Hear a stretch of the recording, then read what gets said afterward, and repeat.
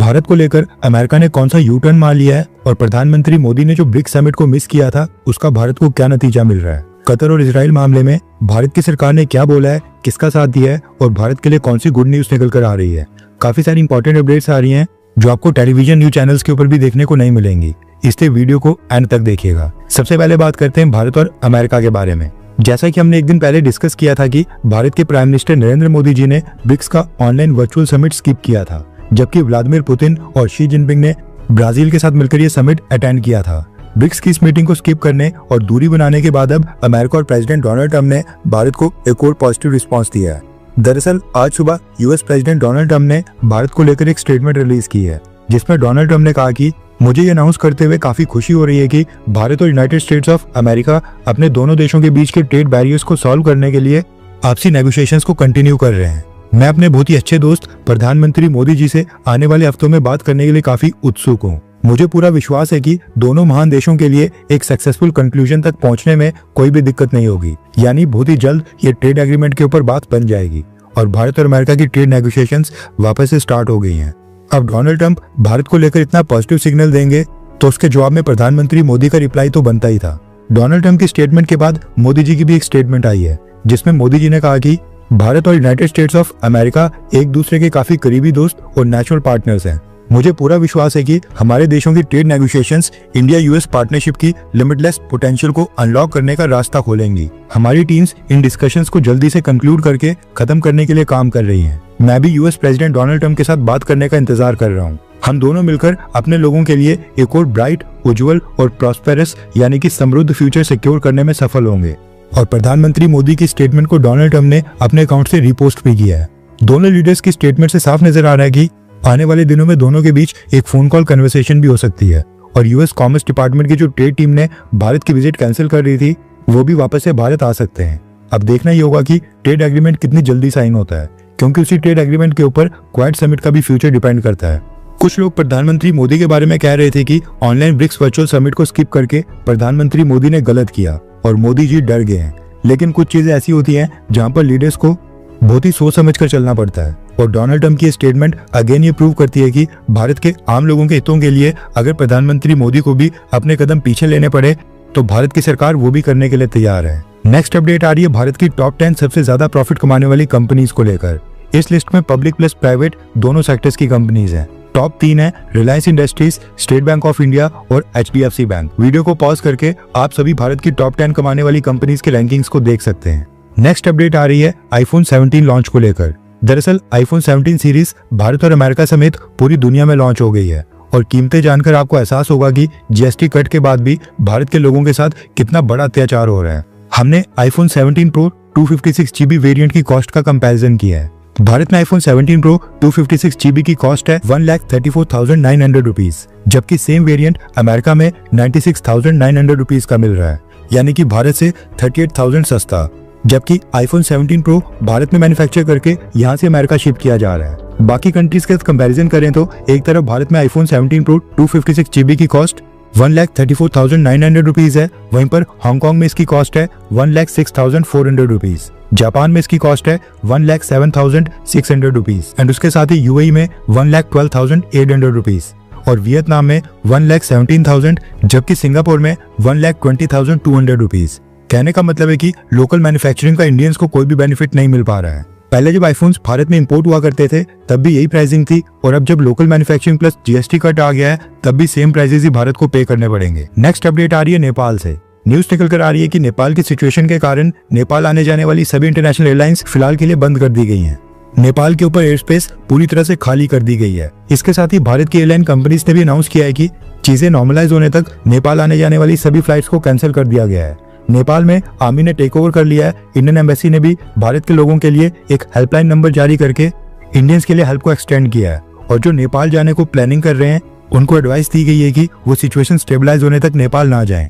इसके साथ ही भारत ने नेपाल बॉर्डर के ऊपर हाई अलर्ट कर दिया है। नेक्स्ट अपडेट आ रही है ऑपरेशन सिंदूर को लेकर। ऑपरेशन सिंदूर को लेकर भारत की स्पेस एजेंसी इसरो चीफ ने जानकारी दी है कि ऑपरेशन सिंदूर में इसरो के साइंटिस्ट की टीम ने भी इंडियन आर्म्ड फोर्सेस के साथ मिलकर काफी क्लोजली काम किया था एंड उसमें कुछ कंट्रीब्यूशन इसरो का भी था। इसरो चीफ वी नारायणन सर ने ऑपरेशन सिंदूर के बारे में जानकारी देते हुए कहा कि इसरो के 400 साइंटिस्ट की टीम ऑपरेशन सिंदूर के समय दिन रात round the clock earth observation और कम्युनिकेशन सैटेलाइट्स का डेटा प्रोसेस करके नेशनल सिक्योरिटी रिक्वायरमेंट्स को फुलफिल कर रही थी और हमारी सभी सैटेलाइट्स स्पेस में परफेक्टली परफॉर्म कर रही थी। और ये दिखाता है कि आर्म्ड कॉन्फ्लिक्ट्स के अंदर स्पेस सेक्टर का कितना क्रूशियल रोल होता है। इसरो चीफ वी नारायणन सर ने ऑल इंडिया मैनेजमेंट एसोसिएशन के 52वें कॉन्वेंशन में ये जानकारी दी है। नेक्स्ट अपडेट आ रही है नेपाल और भारत से संबंधित। रेफरेंस लैब की स्क्रीन के ऊपर आर्टिकल का स्क्रीनशॉट है। न्यूज निकल कर आ रही है कि दिल्ली पुलिस ने दिल्ली के लक्ष्मी नगर से एक नेपाली नेशनल को अरेस्ट किया है। इसकी उम्र 43 साल बताई जा रही है और इसका नाम प्रभात कुमार चौरसिया बताया जा रहा है। रिपोर्ट्स के मुताबिक ये नेपाली व्यक्ति इंडियन टेलीकॉम कंपनीज की सिम कार्ड परचेज करता था और उन सिम कार्ड्स को आगे एंटी इंडिया एक्टिविटीज के लिए सप्लाई करता था। पाकिस्तान की इंटेलिजेंस एजेंसी ISI ने इस नेपाली व्यक्ति को कांटेक्ट करके अमेरिका का वीजा और अमेरिका में जर्नलिज्म की जॉब दिलाने का लालच दिया था, जिसके चलते ये भारत की सिम कार्ड कलेक्ट करके एंटी इंडिया एलिमेंट्स को सप्लाई करता था। अब दिल्ली पुलिस इसके अच्छे से खातिरदारी कर रही है। नेक्स्ट अपडेट आ रही है GST रिफॉर्म्स को लेकर। दरअसल GST रिफॉर्म्स को डोनाल्ड ट्रंप के भारत के ऊपर 50% टैरिफ्स के साथ जोड़कर देखा जा रहा था और ये थ्योरीज फैलाने की कोशिश की जा रही थी कि अमेरिका के टैरिफ्स के बाद ही भारत सरकार GST रिफॉर्म्स लाने के लिए पूरी तरह से मजबूर हो गई। लेकिन देश की फाइनेंस मिनिस्टर निर्मला सीतारमण जी ने इन सभी थ्योरीज के ऊपर फुल स्टॉप लगा दिया है। निर्मला सीतारमण जी ने कहा है कि ये जो GST रिफॉर्म्स सरकार लाने जा रही है ये अमेरिका के टैरिफ हाइक का रिएक्शन नहीं है। ये GST रिफॉर्म्स पिछले 18 महीनों से प्लान किए जा रहे थे। भारत की सरकार बैकएंड के ऊपर पिछले 18 महीनों से GST रिफॉर्म्स के ऊपर काम कर रही थी। यानी कि जब डोनाल्ड ट्रंप अभी यूएस प्रेसिडेंशियल इलेक्शन जीते भी नहीं थे और जो बाइडेन यूएस प्रेसिडेंट थे, उसी समय से भारत की सरकार ये GST रिफॉर्म्स लाने की तैयारी कर रही थी। इसके साथ ही निर्मला सीतारमण जी ने बताया कि ये रिफॉर्म्स क्राइसिस ड्रिवन अप्रोच के साथ नहीं लाए जा रहे हैं। यानी कि ऐसा नहीं है कि देश के ऊपर कोई फाइनेंशियल क्राइसिस आ गया है तो हड़बड़ी में अचानक से GST रिफॉर्म्स को लाया जा रहा है, बल्कि ये कंसेंसस बिल्डिंग और सस्टेन प्रिपरेशन के जरिए काफी सोच समझकर लाए गए रिफॉर्म्स हैं, जिनको बनाने में सरकार को 18 महीने का समय लगा है। ये कहना है देश की वित्त मंत्री निर्मला सीतारमण जी का। वैसे आप निर्मला मैम को देश की इकोनॉमी संभालने के लिए क्या अप्रूवल रेटिंग देंगे? आप इनको फेल कहेंगे या फिर पास? नीचे कमेंट करके अपनी राय जरूर बताएं। नेक्स्ट अपडेट आ रही है सियाचिन ग्लेशियर से। बहुत ही दुख के साथ आपको बताना पड़ रहा है कि सियाचिन ग्लेशियर्स में 20,000 फीट की ऊंचाई के ऊपर तैनात देश के 3 सैनिक वीर गति को प्राप्त हो गए हैं। रूटीन पेट्रोलिंग के दौरान एक अवलांच अचानक से आ गया था और ये तीनों बर्फ के अंदर दब गए थे, जिससे ये वीर गति को प्राप्त हुए हैं। हम सब की तरफ से तीनों को श्रद्धांजलि।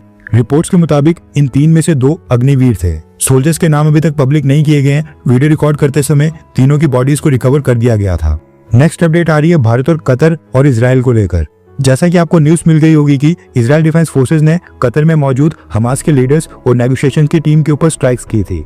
हमास ने तो खैर ये कहा है कि उनके लीडर्स पूरी तरह से सेफ हैं और उनको कोई भी नुकसान नहीं हुआ है, यानी कि अभी उनकी टीम का कोई भी मेंबर 72 उरों के पास नहीं पहुंचा है। अब इस इंसिडेंट को लेकर भारत ने भी अपनी तरफ से एक रिएक्शन दे दिया है। इजराइल के टैक्स के ऊपर भारत के विदेश मंत्रालय ने कहा है कि हमने दोहा के ऊपर इजराइल की टैक्स की रिपोर्ट देखी है। इस डेवलपमेंट को लेकर हम बहुत ही चिंतित हैं। वी आर डीपली कंसर्न और इसका रीजनल सिक्योरिटी सिचुएशन के ऊपर जो इम्पैक्ट होगा उसकी भी हमें बहुत ही फिक्र है। हम स्ट्रांगली अपील करते हैं कि सभी लोग सावधानी बरतें और डिप्लोमेसी दिखाएं ताकि इस रीजन की पीस और सिक्योरिटी खतरे में बिल्कुल ना आए। ये कहना है भारत का, यानी पूरी तरह से न्यूट्रल स्टेटमेंट जो यूजुअली भारत की लैंग्वेज होती है वही फॉलो की जा रही है। अब ये तो था भारत का रिस्पॉन्स।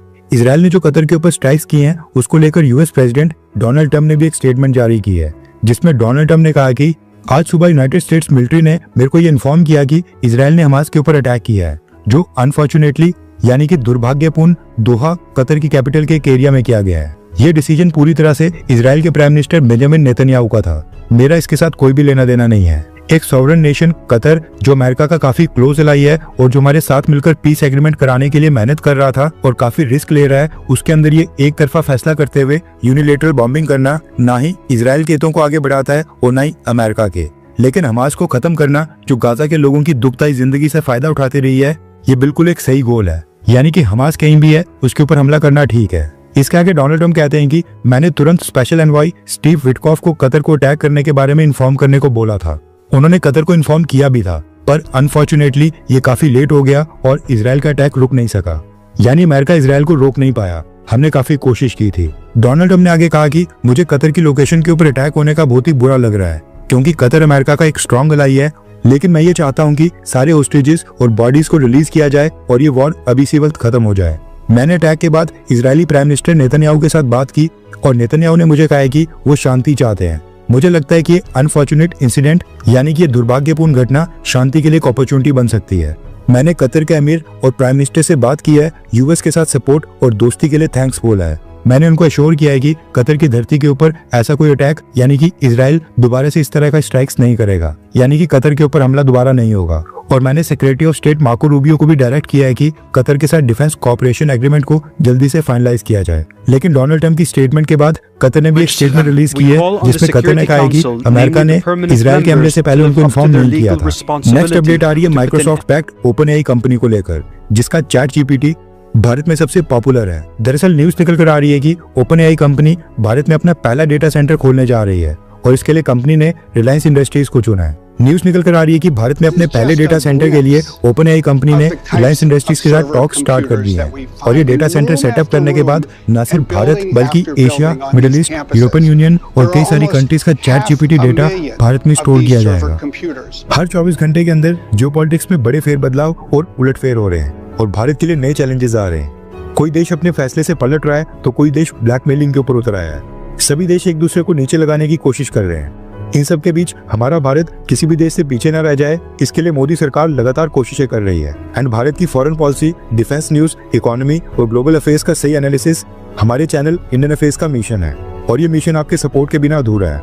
इंडियन अफेयर्स हिंदी के ऊपर हम सभी फैक्ट्स और डेटा बिल्कुल सरल भाषा में एनालाइज करते हैं, बिना किसी एजेंडा के। अगर आप चाहते हैं कि इंडियन अफेयर्स का सही और ऑथेंटिक एनालिसिस आप तक लगातार पहुंचे, तो इस वीडियो को लाइक करें और हमारे चैनल इंडियन अफेयर्स को सब्सक्राइब करके बेल नोटिफिकेशन ऑन करना मत भूलिए। आपका एक लाइक हमारे चैनल को ग्रो करने में काफी मदद करेगा और एक सब्सक्राइब ये सुनिश्चित करेगा कि आप किसी भी इंपॉर्टेंट अपडेट को मिस ना करें। अगर आपने हमारे चैनल को पहले से सब्सक्राइब किया है तो दिल से धन्यवाद। जय हिंद, वंदे मातरम।